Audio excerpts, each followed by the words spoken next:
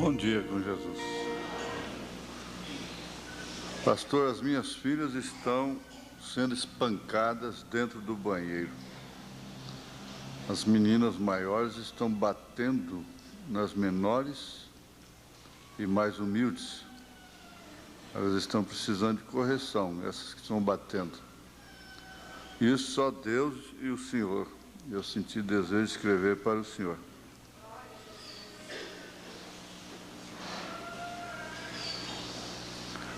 Nessa época que nós estamos vivendo, bater numa pessoa é crime, né? É crime. Então, você pensa na personalidade da pessoa, carne, osso, sangue, e você vem pum, pum, pum, e bate ali. Quer dizer, é só você apanhar também que você sabe o que é bater. A gente vive batendo, por isso a gente tem que vive apanhando, né?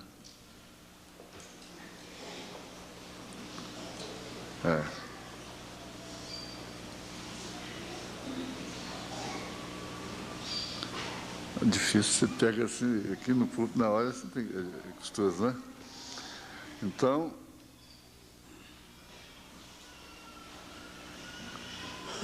a única pessoa que tem direito de bater é a mãe é que tem direito de bater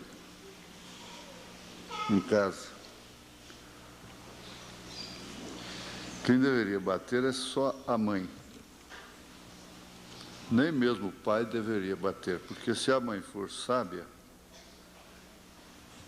e tiver a autoridade de Deus, de mãe, o pai nunca vai precisar de bater. O profeta disse que uma mãe que não bate não é uma boa mãe. Agora, não é por isso que ela tem que bater na criança, por ela ser criança, ter ações de criança. Mas é assim, onde há muitas pessoas, nos lares onde há muitos irmãos, sempre os mais fortes, os mais velhos, querem bater nos mais novos. Isso por quê? É porque os mais novos estão desobedecendo os mais velhos? Sempre acontece isso através de uma desordem familiar, uma coisa assim, abuso, né? Falta de respeito. Por que que uma criança tem que apanhar dentro do banheiro?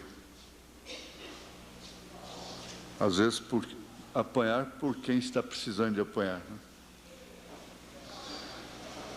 Ele continua, as nossas moças estão desviadas, estão tentando levar as outras para o mundo. E elas estão firmes na igreja, estas, né, que estão... Elas estão querendo levar as que estão firmes na igreja. E elas estão indo na minha casa. E o que eu posso fazer? Bom, aí já é outra coisa, né? O irmão ou a irmã teria o direito, né, de conversar com essas moças e dizer para elas que, se for para esse fim, que não devem entrar em casa, não é? É muito custoso hoje, é muito difícil. Às vezes a pessoa entra na igreja de uma forma que não deveria entrar num lar. Conforme o traje de uma mulher, ela não devia ser permitida entrar na casa, né? Não, você não vai entrar aqui na minha casa, dessa forma, de short, dessa maneira. Muito embora, quando se vê alguém fazer isso, logo a censura vem, não é? É tão custoso. Uma peregrina, uma pessoa que chega, que está precisando de um copo d'água, de um prato de comida, é diferente. Você deve acolher, dar água, dar comida, fazer o que for e despede, pronto. Agora, essas pessoas que ficam fazendo vai e vem dentro da sua casa é diferente. É muito diferente, né? E vai hoje de uma maneira, depois vai já de outra. E às vezes você chega numa casa que você não tem nem condição de ficar lá, tem que sair depressa correndo. Porque, não sei, deve ser sabedoria da mãe, do pai, né? Tem que suportar aquilo tudo lá dentro. É muito custoso isso aí, viu, irmã? Certo é que às vezes as mães veem as filhas saindo entre os dedos dela. Por outro lado, nós temos tanta... Eu estava vendo a menina ali, a Cristiane, né? Tão bonita. E Deus te ajude. E pensei assim, olha, essa menina, né, dando gosto aí para os pais, irmão Cícero, deve se orgulhar dela, né? Aí na igreja, junto com suas primas e tudo. Quer dizer, isso move a gente. A minha mãe dizia assim, tem gente que tem sorte. Não sei o que quer dizer isso, né? O que ela queria dizer com isso? Eu dei apenas um exemplo, mas nós temos aqui centenas que poderiam estar no mundo. Muitas delas, você quer saber de uma coisa? Muitas delas... Eu tenho um caso de uma menina que é um exemplo de menina, de moça, com 19, 20 anos. E, por obediência ao pai, ela não vem à igreja, teve que se batizar escondido, e aquele cabelo enorme, e o pai tem a audácia de levar no salão de barbeiro e mandar cortar na marra, força, e ela chorando, soluçando. Nós temos tido vários exemplos desses. Temos mocinhas aí, moças, poderiam estar lá no mundo, livremente, inclusive forçadas, agradando seus próprios pais, né? E, no entanto, elas estão aqui, vestidas, sofrendo por amor de Jesus. De forma que vocês aí, como sempre falo com o irmão Fialho e outros, né, devem se orgulhar de suas filhas.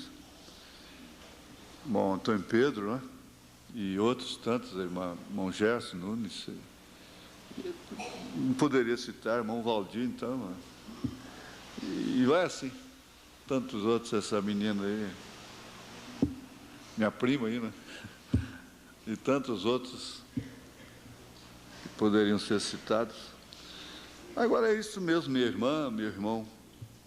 Já há outros que sofrem tanto, e por mais que fazem, por mais que oram, e não quer dizer que eles não criaram bem, não, criaram.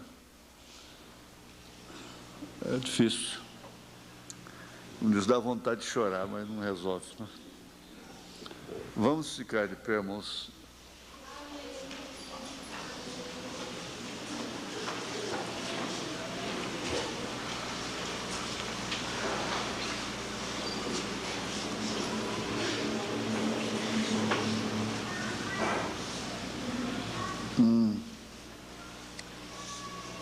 Também, a dedicação pessoal.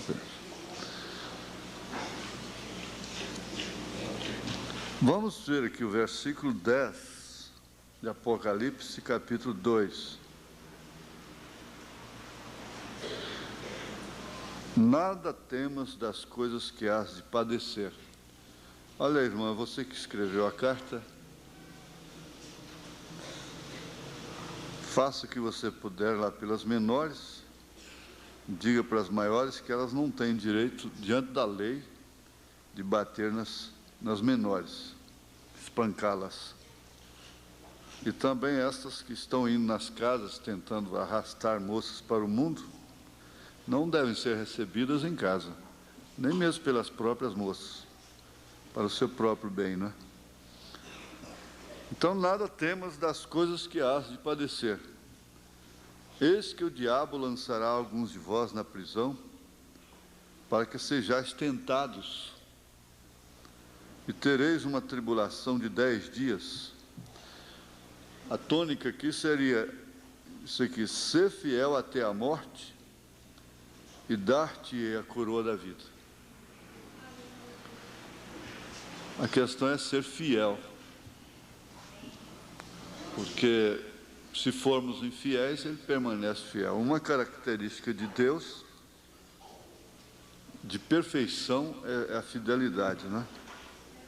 Deus é fiel a si próprio. Ele não pode negar-se a si mesmo. Então, ser fiel até a morte e dar-te a coroa da vida. Senhor, nós te pedimos que o perdão dos nossos pecados seja reconhecido diante do Senhor, porquanto eles já foram perdoados, já foram apagados. Mediante a nossa aceitação, isso fica reconhecido diante do Senhor, que nós aceitamos. E guia-nos na vereda da justiça por amor do teu nome. Ajuda esta irmã e este irmão que escreveu sobre sua família, e tem misericórdia de todas essas crianças que sofrem injustiça de todos os lados, de todos os meios. Tem misericórdia dessas moças. Em nome de Jesus, nós te pedimos e suplicamos essas bênçãos. Amém. Amém. Assentai-vos, irmãos.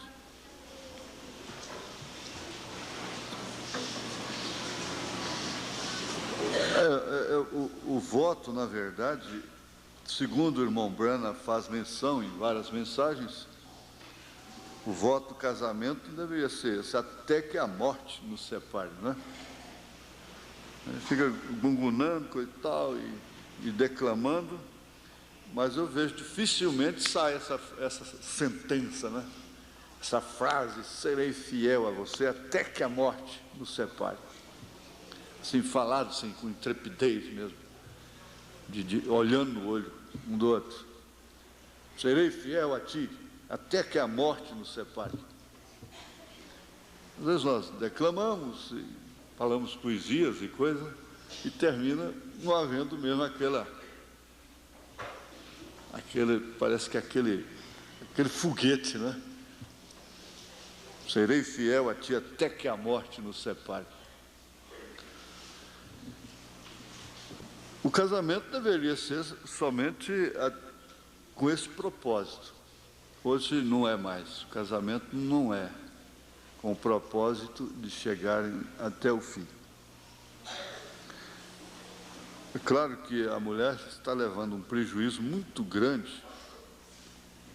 A coisa está defasada contra a mulher por culpa dela própria, porque ela entrou no modernismo do mundo, caiu no engano, como lá no Éden ela foi enganada de novo. Que a igreja não seria enganada, sendo que a mulher não fosse enganada. É uma coisa casada com a outra que não falha, de forma alguma. De forma que o profeta diz, você julga a igreja pelo estado da mulher. A mulher é o tipo da igreja na Bíblia Sagrada, não falha.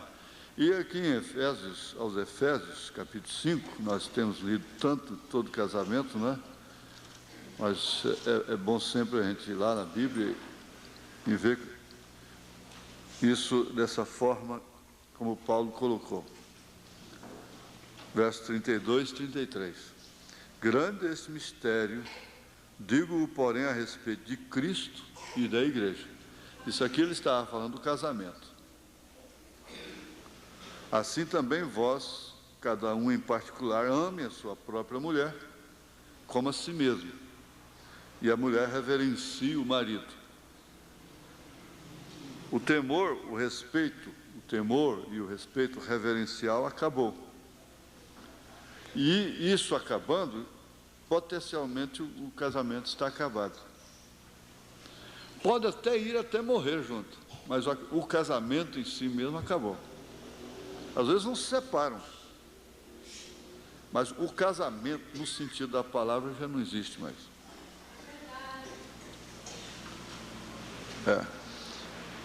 Ontem eu estava ali na oficina do irmão Alessandro, do irmão Sidney, e percebi como um senhor respondeu para a sua mulher, tratou a sua mulher. Quer dizer, aquele casamento já acabou há muito tempo, quando o homem chega a tratar uma mulher daquela forma. O sentido do casamento, quer dizer, o casamento em si, porque o casamento traz uma proteção mútua, unificada. Se alguém lhe joga uma pedra, você instintivamente leva as mãos. Você faz isso.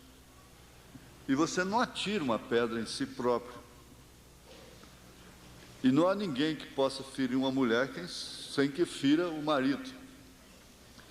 E não há ninguém que possa ferir o marido sem que fira a sua esposa, porque ela está nele e ele está nela. Por isso que o adultério é um pecado que você está cometendo contra o seu próprio corpo. Sendo contra o seu próprio corpo, está pecando contra o cônjuge, o marido ou esposo, e pecando contra toda a família, contra todos os filhos, porque isso é uma unidade. O casamento, ele olhado pelo aspecto real, verdadeiro, ele não quer dizer que não haja nervo, não haja fervura de natureza. Não, não é isso. Isso é difícil, né? Agora, porque se trata de uma unidade composta. Mas quando se fere os sentimentos de forma tal que possa vir até causar uma ruptura, um desligamento, causa até um desligamento, um corte, quebra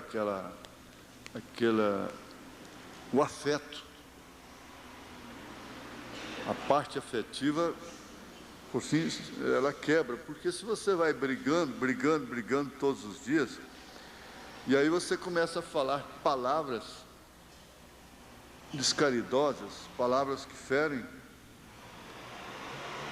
e atitudes descaridosas, então acaba rompendo aquele laço que formou aquela unidade. É uma coisa muito difícil. Agora, tudo isso aí está incluído, está implícito aqui, está casado com esse termo, ser fiel. Ora, Deus quer que a pessoa seja fiel, o crente seja fiel até a morte. Aqui está se referindo à era, não é? Hoje é sobre a era de Esmirna, em resumo, não é?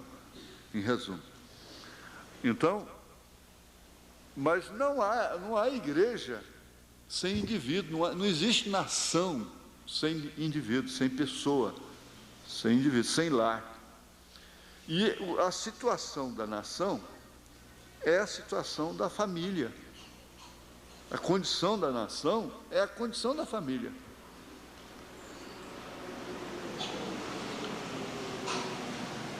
Se as famílias todas estivessem com a vida no altar, tendo respeito reverencial para com Deus, temor de Deus, reverenciasse a Deus, então teria governo, súditos, né, empregados, funcionários, os funcionários todos seriam honestos, teriam temor reverencial. Mas como as famílias perderam o temor reverencial, e a coisa ficou só aquela casca social, só casca, por dentro não tem nada. O profeta diz que é como aquele pau podre que ele pulou nele, que o dissolveu na água. Então estava podre. Isso aqui não tem mais substância nenhuma. Essa é a condição. Me chamou muita atenção esse ser fiel até a morte. Você seria fiel em todos os seus pactos. Olha, gente, é próprio. Você tem que entender, se você marcar um horário para 13 horas, deve ser 13 horas. Você não pode levar a sua vida de uma maneira tão relaxada que, por fim, aqueles que convivem com você já falam, não, seu 10 minutos eu já sei, é 1 hora. Não, pensa primeiro, depois marca a hora. Não, a 1 hora não dá. É 1h30, 2 horas. 2 horas, então, não dá. Agora, 2 horas, existem os imprevistos. Mas há que as pessoas, acostumando assim, todos os tratos dela têm imprevisto. Todos eles acontecem imprevistos. Porque forma uma cadeia. A vida da pessoa forma uma cadeia de desacerto. Então, os ingleses e os próprios americanos, os irmãos que nos visitavam aqui, se marcasse no hotel para buscá-lo tal hora, chegava lá, se chegasse atrasado, eles estranhavam aquilo. Estranhavam porque eles têm um costume que é benéfico, um costume que traz, inclusive, progresso. Faz parte da ordem. Está escrito no meio da nossa bandeira, ordem e progresso, porque sem ordem não há progresso estável, progresso estável. Não, ordem para tudo. hora de trabalhar, hora certa de trabalhar, hora de descansar, hora de comer, hora de repousar, tudo bem. Agora, existem os imprevistos, as coisas assim. E Paulo diz que você deve ser fiel nos tratos. E tudo está relacionado. Foi o tempo que a gente dava a palavra e levava prejuízo porque deu a palavra. Não, eu dei minha palavra, acabou. Agora só se ele liberar a minha palavra. Mas se ele não liberar, eu tenho que sustentar. Hoje não, hoje é muito fácil. Chega, não, a mulher pula no meio da sala, fala, não, eu não quero, não assino, e acabou. Pronto. Ele se safa bem. Não adianta. Minha mulher, nós não conversamos com ela antes, e agora acabou. Agora, naquele tempo era diferente. Se o marido desse a palavra da mulher estava nele. Não se sabe como vai viver mais nessa era. Porque a fidelidade, em que sentido haveria fidelidade somente em relação a Deus? Ora, o profeta disse, a maneira que você vai agradar a Deus é justamente a maneira que você, através da maneira que você vive com as pessoas aqui na terra. Você não pode estar ferindo a um, ele diz assim, você não pode ferir uma pessoa sem ferir a Cristo. Agora, é certo que isso é princípio, é educação de berço. Eles falam, é princípio, está bem. Mas nós não podemos estar aí carregando no inconsciente traumas, porque afinal de contas a mensagem já tirou isso tudo para fora. Se nós ouvimos aquela mensagem de quarta-feira, que é uma verdadeira ciência, né? Com a palavra. Mas eu estava pensando assim, bom, se ele tem aquilo como linha de pregação, aí não é bom. Se essa é a linha dele, não é? Só isso aí. Mas uma mensagem assim, de vez em quando, ela é muito útil, muito necessária, muito proveitosa. Não deve ser apagada essa fita, esse vídeo, não é? Aquela mensagem sobre aquilo. Então, o poder do inconsciente, as coisas estão no inconsciente e a gente guarda traumas contra aniversário, contra casamento. Tem uma literatura de psiquiatra falando sobre trauma que moça leva do casamento por ver o casamento de sua mãe, de seu pai, de que forma que foi. Então ela carrega aquele trauma desde criancinha, no berço, né? E essas coisas assim. Agora a mensagem vem e tira isso, porque ela penetra, ela é a espada dos gumes que penetra até as juntas e medulas. Nós não precisamos de um cientista para tirar aquilo, porque nós temos um cientista. Quando aquela mulher foi lá e para ela estava tudo certo, aquela professora de escola dominical, ela tinha sido infiel e ela achou que a situação estava certa, porque ela aprendeu que pedindo perdão a Deus estava tudo certo. Mas aquilo estava guardado no seu inconsciente. O consciente estava certo, porque ela tinha pedido perdão a Deus.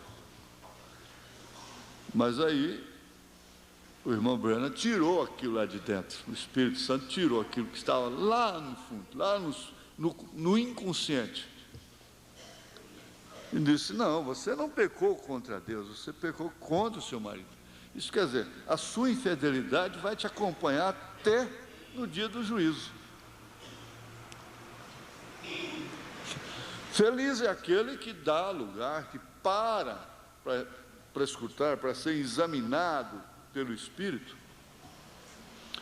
em tempo de vir à tona essas coisas, elas virem à tona.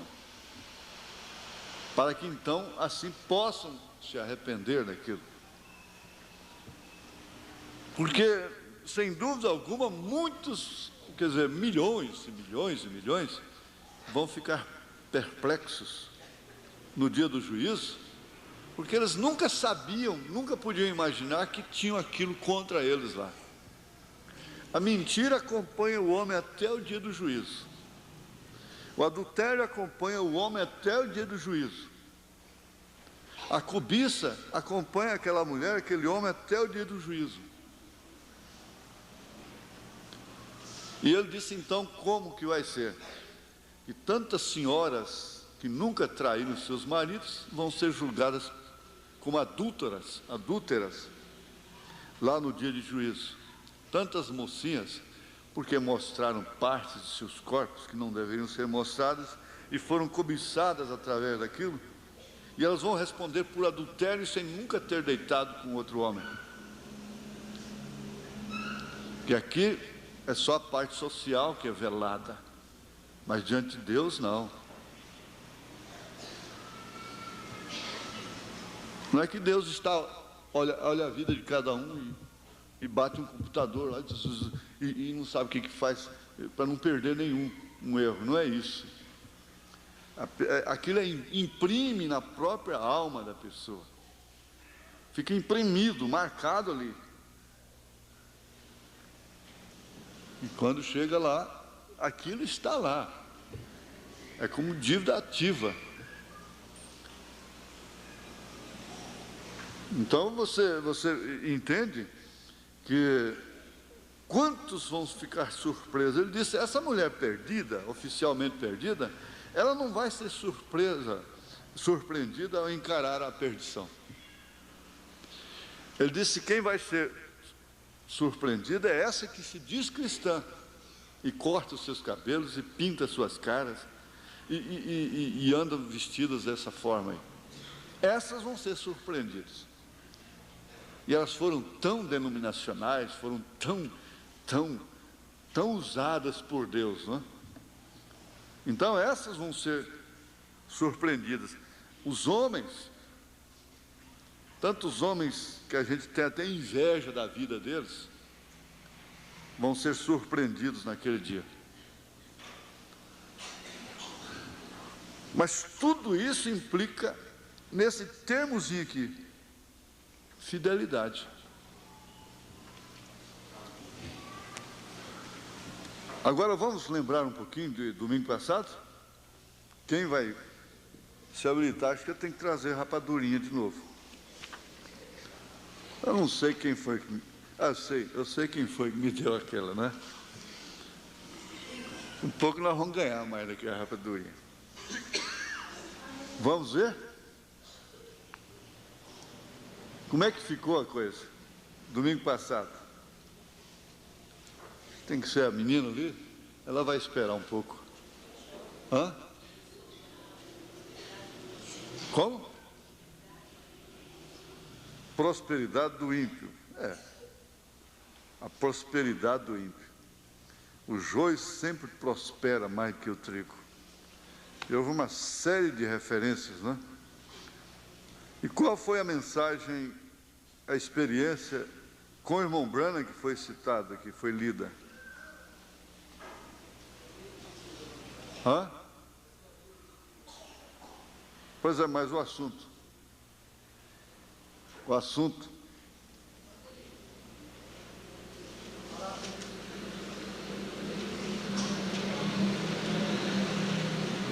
Você tem que gritar, irmão Carlos, você tem que gritar.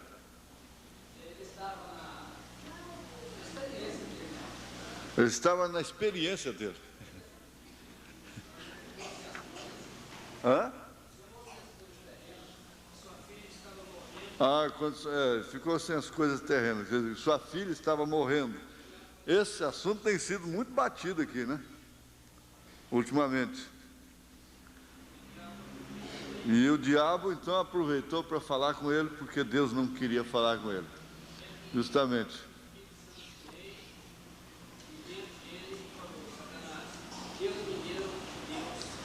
Até que aquela coisinha lá de dentro veio e disse, Satanás, Deus deu, Deus tomou.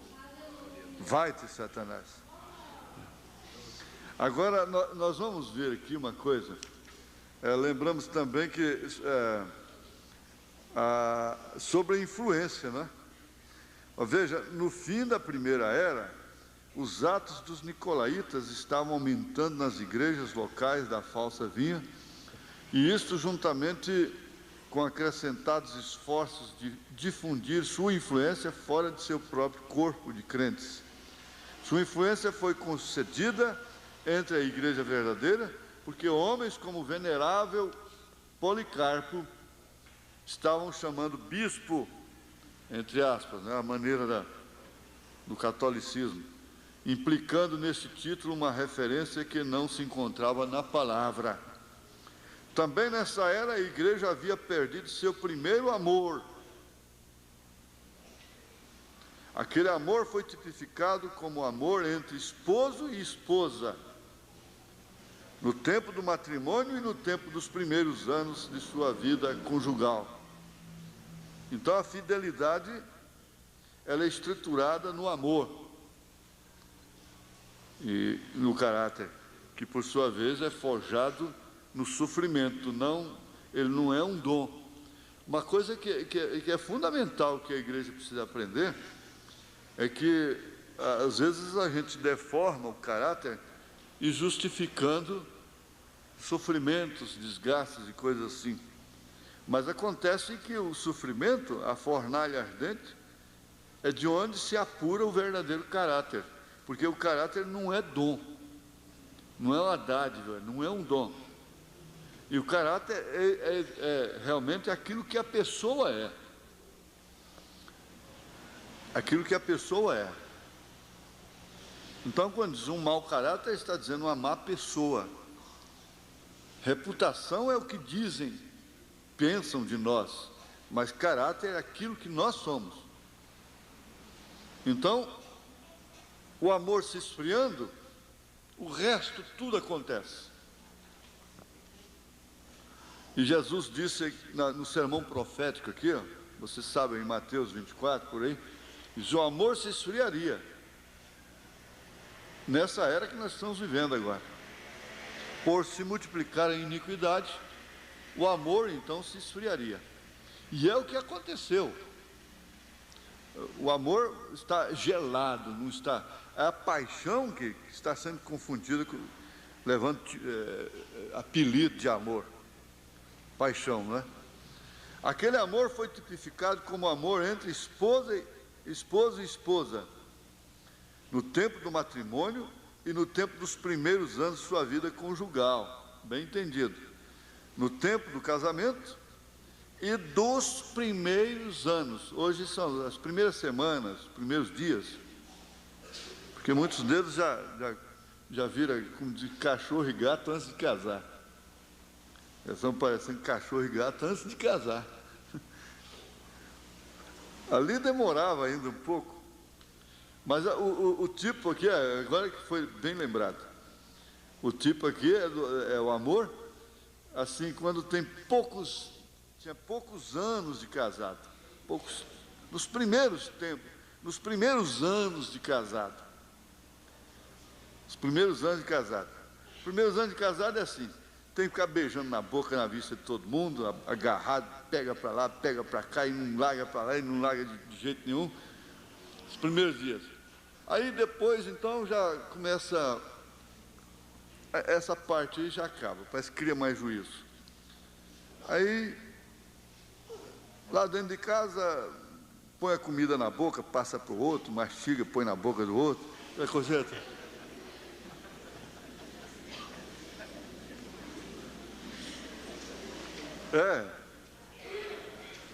Vai chupar balinha, passa da boca de um para o outro, vai comer mingau, passa da boca de um para o outro.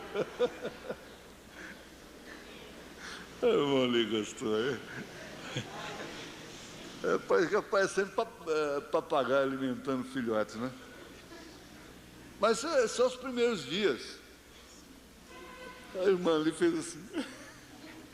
Deixa você pegar um amor mesmo, você vê, viu?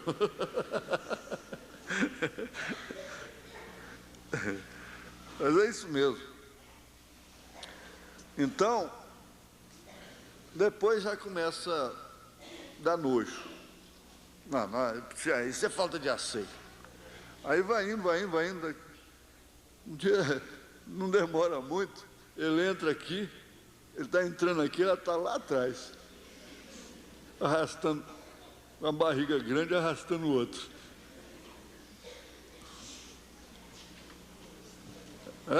É desse jeito mesmo, é assim. Até por força de circunstância, né?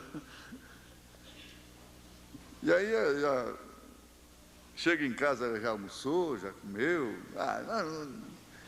arroz está frio, comida fria já, e coisa. Aí vai acabando aquilo. Parece que a fervura do leite desliga o fogo, então, se deixar o fogo, derrama. Se desliga, abaixa. Aí fica o que é de fato mesmo, né? Então vamos ver o que vai ficar de fato. Você vê certas amizades, quando eu vejo certas amizades no começo, eu falo, eu quero ver como é que vai, o que vai restar disso aí depois. A hora que esse leite parar de ferver, né? Vamos ver. Então, ele está se referindo a coisa que se prendeu mesmo a casamento. Ó. No tempo do matrimônio e no tempo dos primeiros anos de sua vida conjugal. Houve um esfriamento daquele amor e abandono completo para Deus. Então, essa é a era das bodas de ouro com 5 anos. E as bodas de prata passou para 2 anos e meio. Ela já falou, mas tem 2 anos que você está casada? O que é isso? 2 anos? 2 anos. Aí eu tenho 5. Mas vocês se deram bem, hein? O processo já está encaminhado lá, mas deu certo.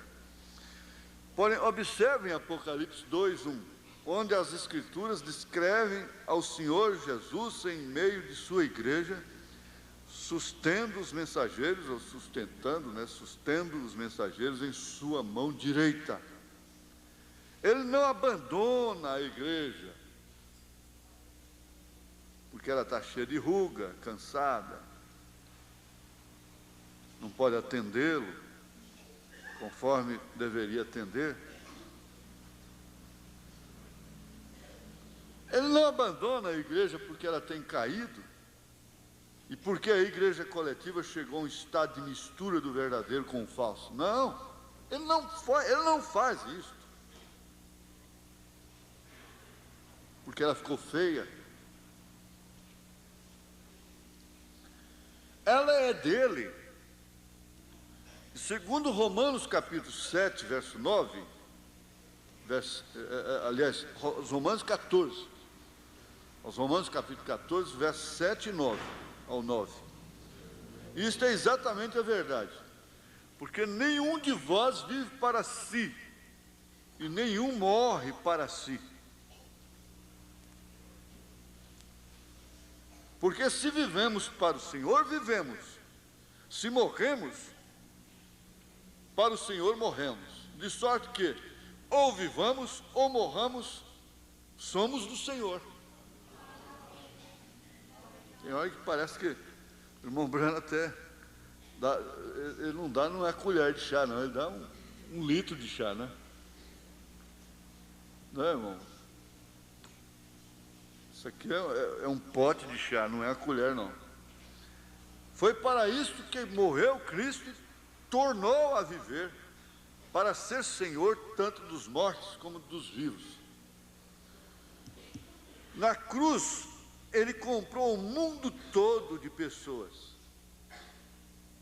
Agora, deve haver um reconhecimento. Há uma discussão sobre isso, que Jesus morreu para salvar só os eleitos. Não, ele morreu para salvar o mundo, porque Deus amou o mundo de tal maneira que deu o seu Filho unigênito. Agora, é claro, para que todo aquele que nele crer não pereça, mas tenha a vida eterna.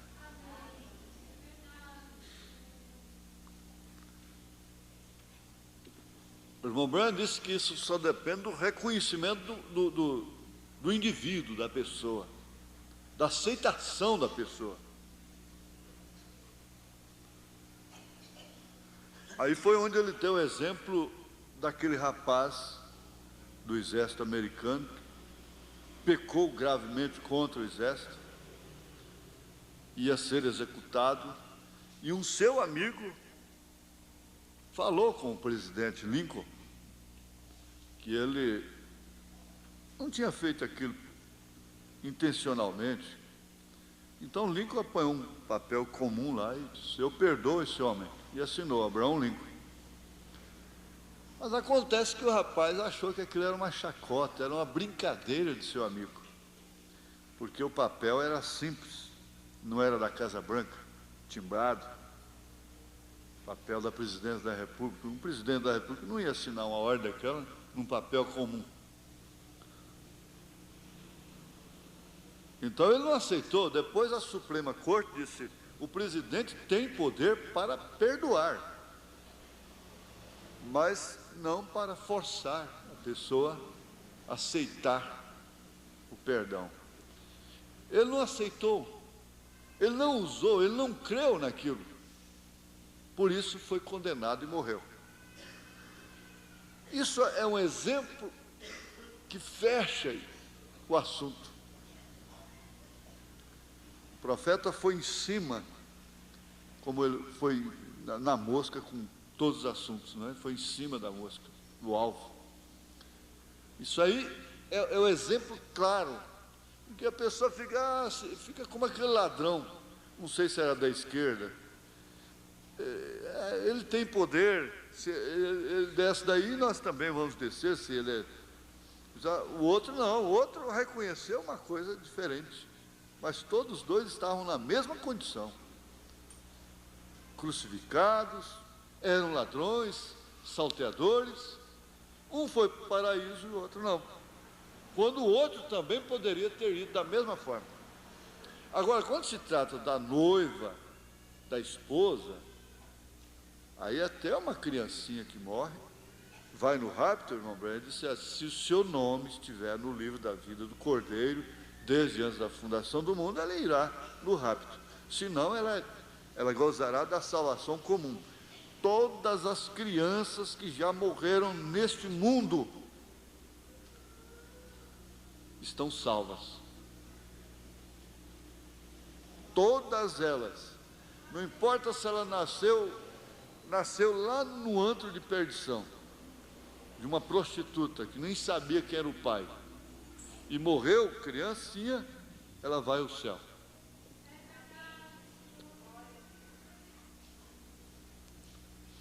Qualquer criança que tenha sido matada aqui,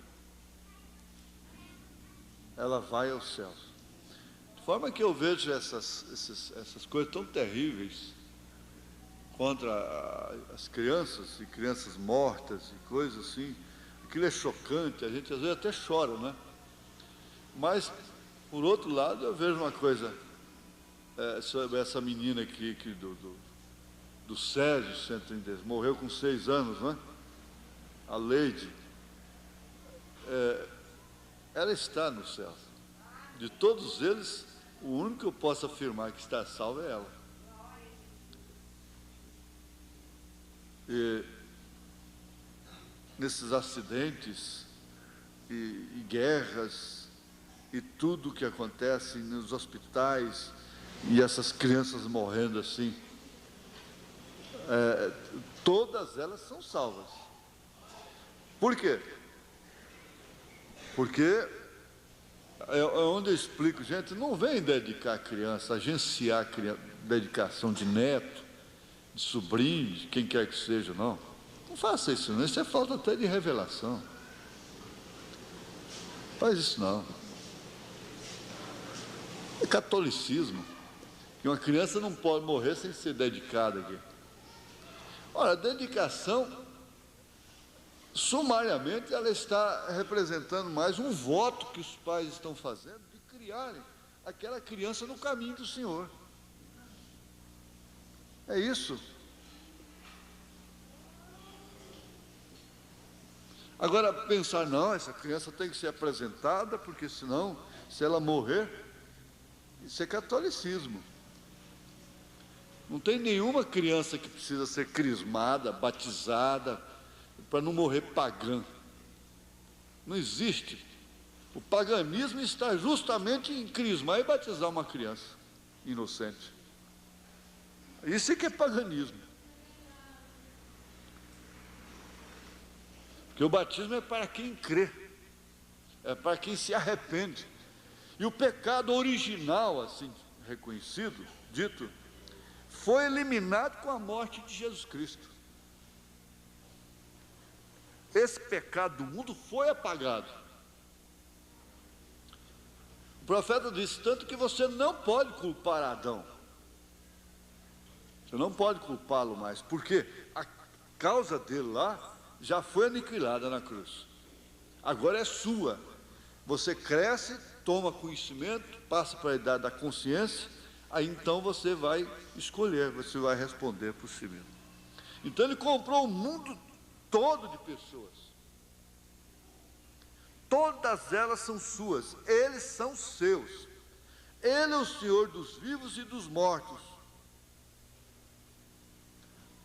Quanto ao domínio, não parentesco, né? Ele é Senhor, se tratando de domínio, porque ele é o parente redentor da Ruth. E ele anda em meio daquele corpo que tem entre si a vida e a morte.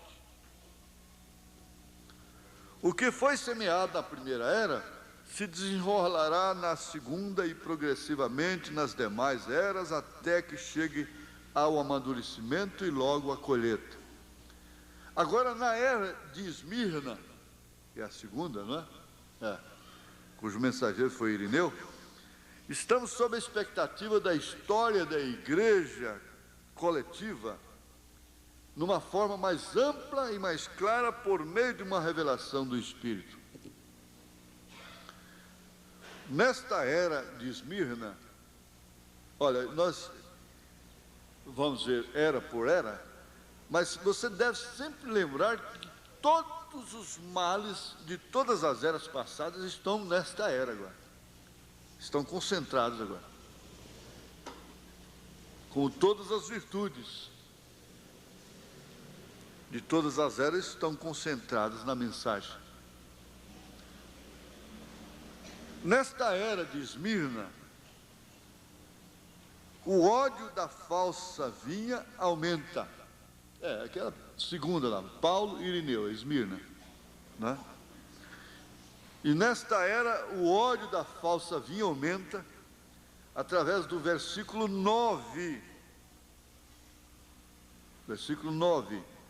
Eu sei as tuas obras, e tribulação, e pobreza, mas tu és rico, entre parênteses, e a blasfêmia dos que dizem judeus, e não o são, mas são da sinagoga de Satanás. Então aí vem, não temas das coisas que has de padecer, por causa do ódio.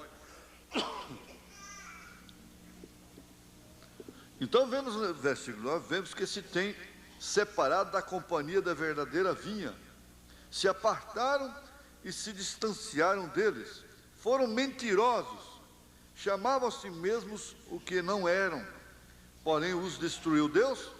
Não, ele não os destruiu. Ele disse, deixai-os até que o tempo da ceifa, deixai-os até o tempo da ceifa. É que a pessoa vê, entra numa contramão, não acontece nada. Invade o sinal, não acontece nada. Corta uma volta por ali, não acontece nada. Não acontece nada no momento. Mas um dia ela poderá pagar com a própria vida. Um dia mais cedo ou mais tarde, uma coisa dessa vai ter uma consequência. Porém, Senhor, eles devem ser aniquilados, porque estão destruindo a teu povo. Eles os estão destruindo. As moças estão desviando, estão dentro de casa, moças mundanas, indo lá dentro de casa e arrastando-as para o mundo, para serem mundanas como elas. Não é nenhuma marcação pessoal, mas você vê com quem que sua mocinha está andando aí, você vai ver logo ela lá fora, na hora do culto, e assim por diante. E outras coisas, né? Eles estão destruindo. Não, deixai-os. Aí ele diz, naquele termo todo carinhoso que o profeta usa: mas para minha noiva eu digo, ser fiel até a morte, ama-me mais ainda. Quando você vê isso acontecendo, você faz o seguinte: ser mais fiel, que isso não sirva de influência para te arrastar do bem, mas que isso sirva de advertência para você. Isso que você está vendo acontecer. E você não pode dizer que isso não acontece com você. E ele disse: se Deus tirar a mão de misericórdia de mim, eu entrarei pelo mesmo caminho. Então, a recomendação é essa: ser fiel. Ele diz: mas para minha noiva, eu digo, ser fiel até a morte. E ama-me mais ainda. Seria o recado para o casamento. Seria o casamento para o indivíduo, a pessoa, para a mocinha que está sendo tentada a ser arrastada para o mundo, para os clubes, para ficar de traje de banho junto com ímpios, arrastado por outras mundanas que já mergulharam lá. Então, você se acuda, caia em si e lembre-se: eu tenho que ser fiel, porque a sua fidelidade começa para com Deus. Para com Deus. Porque aí é um exemplo apenas. O irmão, o rapaz, ele tem boa intenção, ele é um moço que realmente quer ser fiel até a morte a Jesus e a sua futura esposa. Então ele olha aquela moça, ele gosta dela, ele gosta do seu jeito, de sua fisionomia, vamos dizer. Mas ela veste saia justa, rachada, vestidos decotados. Outro dia eu vi uma moça que ela estava assim, ela devia tirar pelo menos dava para tirar um palmo da saia, que ainda sobrava saia para chuchu, e colocar na manga do vestido. Mas tinha saia que não acabava mais, estava quase arrastando o chão. E aqui estava faltando. Eu pensei assim: bom, se tirasse um palmo da saia, não fazia falta nenhuma. E cobriria uma das partes mais importantes que ela devia pensar. Mas talvez alguém teria que ajudá-la também, não? Mas quando você vê isso, porque muitos moços pensam assim: quando ela for minha, eu conserto. Não, você não conserta, não. Conserta, não. Você tem que, se você pensa nisso, você tem que pensar na moça que, enquanto ela é livre, enquanto ela não tem compromisso com ninguém, ela já se veste do jeitinho que você gostaria e se porta da maneira que você gostaria de ter sua esposa. Esse exemplo do pastor Amâncio, ele nunca pode ser esquecido. Toda a vida, o irmão Amâncio foi aquela peça rara. É uma família muito especial. É um pessoal de cor, mas de alma branca, limpa, não é? Aquilo como diz, é de família, mão de olino, e essa raça de gente, né? E ele diz assim que quando ele estava noivo, já quase nos dias do casamento, quando ele viu a primeira vez a sua noiva tratar a sua mãe, a maneira que ela tratou sua mãe, ele acabou com o casamento na hora. Agora, você quer dizer que ele não amava a moça? Amava. Mas nós temos um tipo de amor que fica cego a tudo. Não importa quantos sinais a pessoa dá. Sai na rua, você encontra até de batom, e casa assim mesmo, não quer saber de nada. Corta cabelo, você segue em frente. É como diz o irmão, se não corta, queima, né? E faz essa coiseira toda, e sai arrachada, essa coisa toda, mas quer casar, acabou. Então vai assumindo tudo, pensando assim, depois eu conserto a coisa. Não conserta não. Não conserta não. Isso aí prova que a sua personalidade em Cristo também já está deformada. E vice-versa também. Você não pode pensar somente do lado da moça. A moça também, ela tem que olhar. O moço não é só ele que tem a perder, não. Ela também tem. E muito. Então são certas coisas, certos sintomas que ele dá, que seria tudo para ela, e ela vê, às vezes até fica numa luta, coisa e tal, e fica até triste, 1, 2, 3 dias, aí depois aquilo vai aceitando, resultado, ele vai impor aquilo sobre você, ela vai impor aquela condição sobre você, não adianta, você, todas as vezes que você vê-la daquele jeito, você vai repudiar aquilo por dentro, não vai gostar daquilo, não vai gostar de fato, você nunca vai gostar. Agora, isso é comprovado universalmente, que a estrutura interna do homem não aceita essa condição da mulher. Não aceita. Ele pode estar defendendo aquilo, mas lá no inconsciente tem uma lei que vem lá da criação, que não aceita.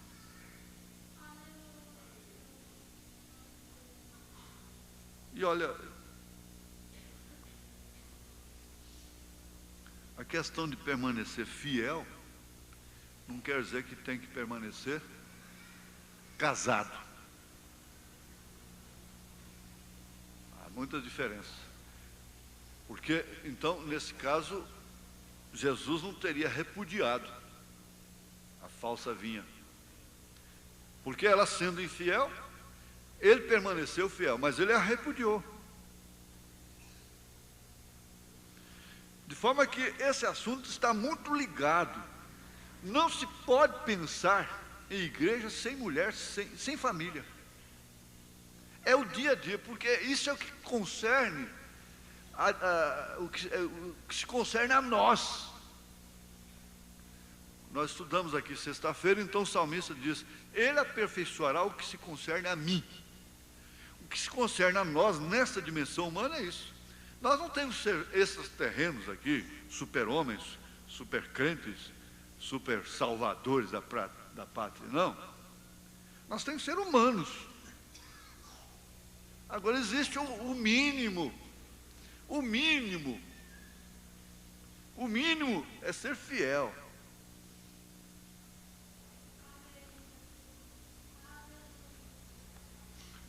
Então, se você pensa, porque há muitos pensamentos assim, que depois você vai consertá-la, você não conserta ela.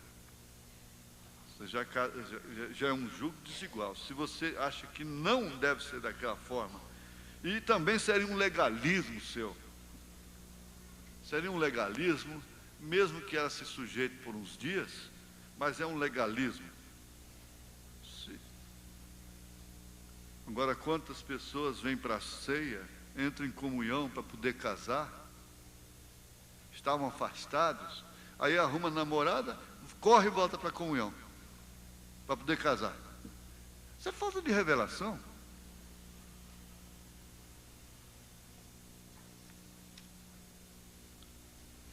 Então, ser fiel até a morte significa que que nada poderá te separar, nada poderá te separar, no que se concerne à sua parte, a sua individualidade, a sua pessoa, porque Deus é assim, Deus é desta forma. Então o profeta mostra que não é ele quem abandona o homem, é o homem que o abandona. Não é ela que o abandona, é ele quem a abandona, no caso do casamento, e vice-versa. Então, ele diz assim, que Deus continua fiel, porque ele não pode negar-se a si mesmo. Isso aqui está em 2 Timóteo. Palavra fiel é essa. Nós não podíamos encerrar, porque eu já ia encerrar sem essa referência. Olha, que coisa boa. Muito obrigado, irmãos José Divino. Palavra fiel é esta, que se morrermos com ele, também com ele viveremos. Se sofrermos, também com ele reinaremos. Se o negarmos, também ele nos negará. Aí que está a coisa. Se formos infiéis, ele permanece fiel. Não pode negar-se a si mesmo. Ora, aqui eu anotei a fidelidade de Deus, Romanos 3:4. Romanos 3:4. Tem um estudozinho aqui, ó, que você pode anotar junto com essa referência. Romanos 3:4. De maneira nenhuma, sempre seja Deus verdadeiro e todo homem mentiroso, como está escrito, para que seja justificado em tuas palavras e venças quando fores julgado. Deus é verdadeiro. E ninguém é verdadeiro sem ser fiel. Ora, aqui em Romanos 8, verso 17. Vamos ver o que é Romanos 8, verso 17. E se nós somos filhos, somos logo herdeiros também, herdeiros de Deus e co-herdeiros de Cristo, se é certo que com ele padecemos, para que também com ele sejamos glorificados. Vamos ficar de pé, irmãos. Sela esse assunto. Eu gosto assim de variar o assunto em escola por causa disso. Ó. Veja, 2 Timóteo, capítulo 2, verso 11 ao 13. Você sela aí, se você gosta de anotar, aí, fazer concordância na Bíblia, você põe Romanos 3:4 e Romanos 8:17. Ser fiel até a morte, ama-me mais ainda.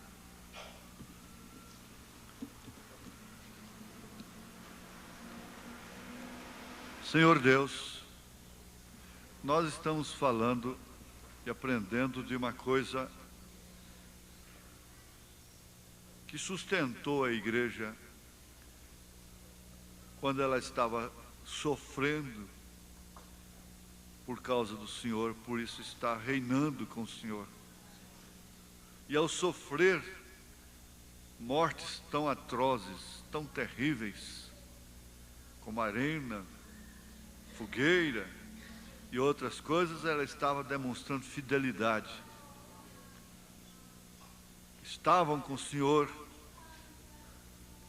aqueles irmãos estavam com o Senhor e não podia negar a sua fé, eram fiéis à sua própria fé.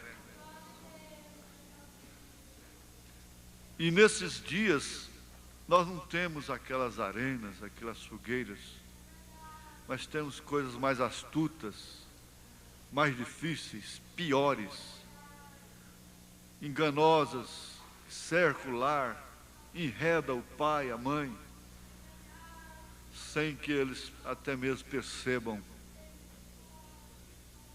e que envolveu a mocidade de tal forma que não tem, parece, como se escapar.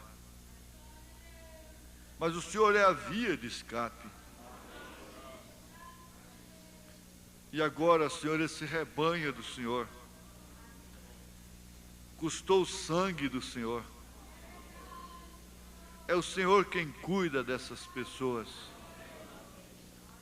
Não há nenhum bispo, nenhum pastor, não há ninguém, nenhum homem algum que possa fazê-lo.